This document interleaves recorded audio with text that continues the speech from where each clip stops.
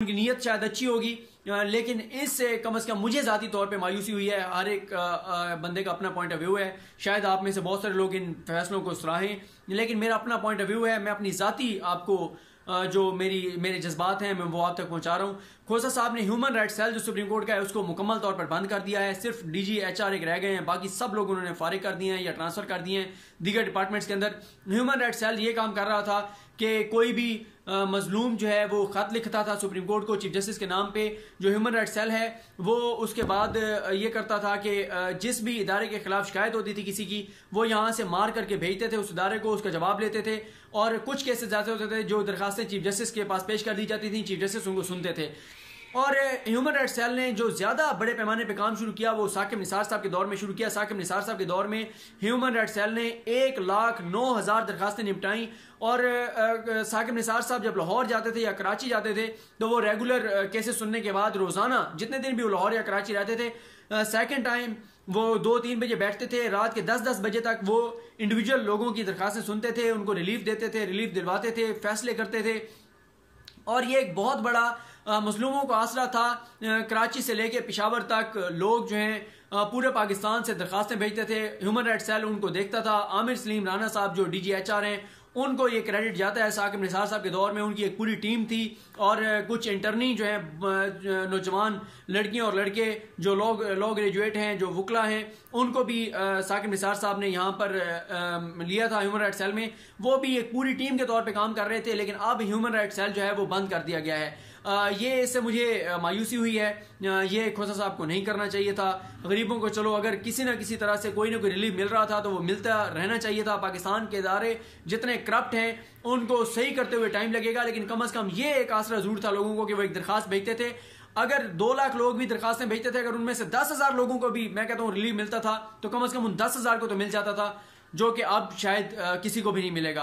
दूसरा जो खोसा साहब का जो उनका ऐलान था उस पर मैं पहले भी बात कर चुका हूं। जब उन्होंने आकर कहा कि मैं इसको नोटिस नहीं लूंगा, उससे नुकसान ये हुआ कि साकिब निसार साहब ने जो उसको नोटिस लिए थे, जो फैसले किए थे, उस फैसलों को भी उस तरह से इंप्लीमेंट नहीं हुए। एक डर और खौफ ताकतवर लोगों पे खत्म हो गया कि ये चीफ जस्टिस नोटिस तो लेंगे नहीं तो करें जो मर्जी दिल आता है। और इसलिए जो है वो ब्यूरोक्रेसी के ऊपर से, बहुत सारे ताकतवर लोगों के ऊपर से, माफियाज के ऊपर जो एक सुप्रीम कोर्ट का खौफ था साकिब निसार साहब के दौर का, वो मुकम्मल तौर पर खत्म हो चुका है। आगे चल के हम बात करेंगे एंड में जो एक मायूस को एक और फैसला है स्कूल फीस के हवाले से जो खोसा साहब बात कर रहे हैं। तो आप वो स्कूल फीस वाला फैसला भी देखें। वालिदैन से आप फीसें ले रहे हैं, स्कूल डंके की चोट पे ले रहे हैं, कोई उनको डर नहीं है, कोई उनको खौफ नहीं है। फिर एक और जिस बात से मुझे मायूसी होती है वो ये है कि साकिब निसार साहब के दौर के जो पेंडिंग आस्को नोटिस थे वो ऐसे बेंचेस के सामने, 2-3 बेंचेस हैं जिनके सामने लगाए जाते हैं, जिनमें वो जजेस शामिल होते हैं, 2-3 जजेस ऐसे हैं जिनका साकिब निसार साहब के दौर में उनसे बहुत ओपन इख्तलाफ सामने आया। उन्होंने तहरीरी तौर पर उनसे इख्तलाफ किया बड़े सख्त किस्म का। तो उनके सामने जब वो केसेस जाते हैं साकिब निसार साहब के दौर के लिए हुए आस्को नोटिस, तो वो उनको या तो उसके खिलाफ फैसले कर देते हैं या वो रिमार्क्स ऐसे देते हैं कि यहाँ पे तो आस्को नोटिस लेना बनता ही नहीं था, ये क्यों लिया गया था। मिसाल के तौर पे अमल उमर वाले केस में एक जज साहब ने ये सवाल उठाया कि ये जो प्राइवेट हॉस्पिटल है इसको आपने किस हैसियत से सुप्रीम कोर्ट तलब कर सकती है। हालांकि वो इसलिए तलब किया गया था कि जब अमल उमर को पुलिस की गोली लगी, उसको उसके वालिदैन बच्ची को हॉस्पिटल लेके गए, नेशनल हॉस्पिटल कराची का, और हॉस्पिटल ने ना वहाँ पे वेंटिलेटर था ना वहाँ पे एम्बुलेंस थी। इस तरह के मामला सामने आए थे और साकिब निसार साहब ने उनको तलब किया था। और ये एक अच्छा फैसला था कि जो प्राइवेट हॉस्पिटल जो इतनी महंगी फीसें लेते हैं, इतना महंगा इलाज करते हैं, उनके पास भी अगर बुनियादी सहूलियात नहीं होंगी तो सुप्रीम कोर्ट को इस तरह के इदारों को भी रेगुलेट करना चाहिए।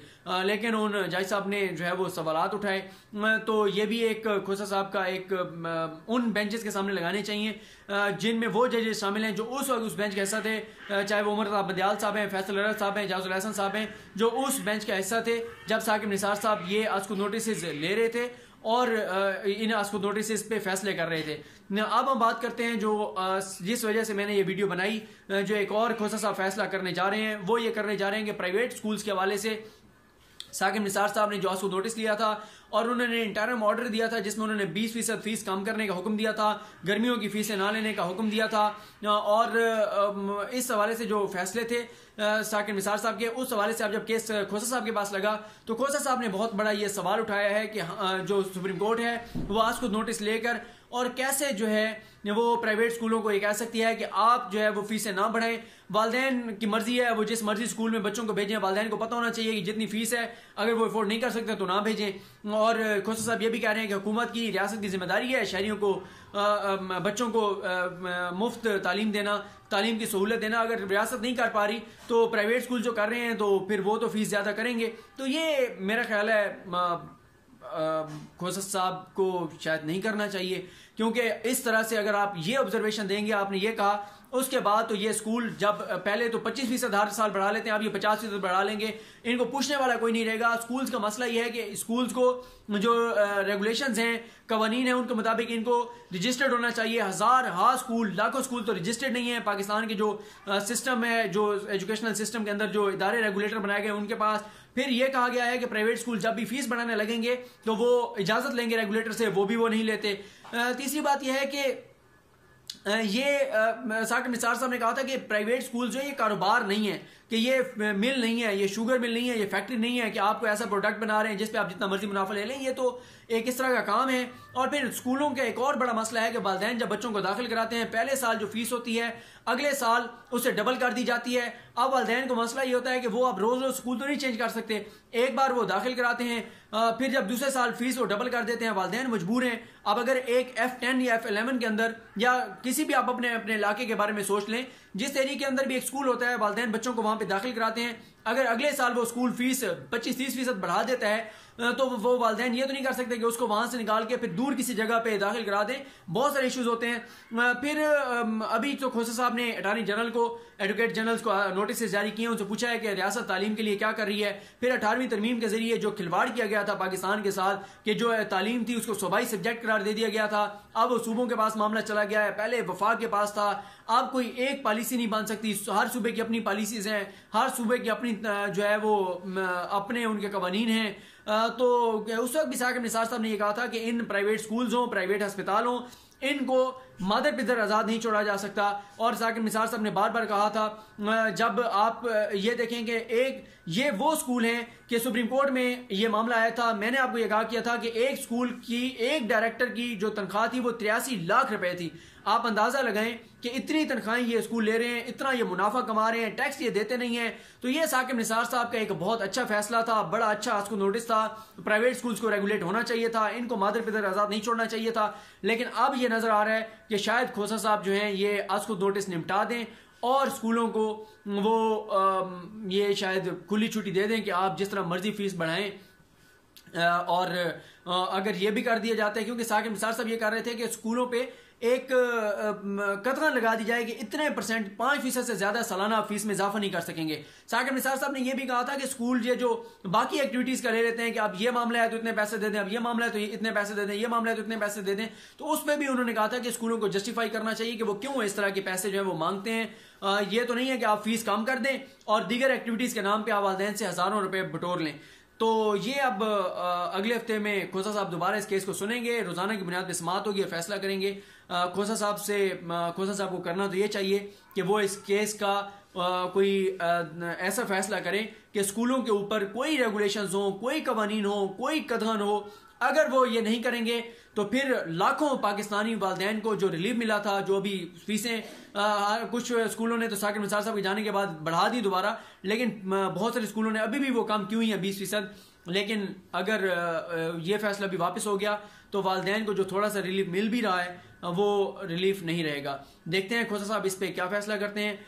लेकिन जैसे मैंने आपको बताया कि खोसा साहब के जहाँ पे बहुत अच्छे इकदाम हैं, वहाँ पे कुछ ऐसे हैं जिन पे जिस तरह आज अजमत सईद शेख साहब ने कहा कि फेयर क्रिटिसिज्म होना चाहिए।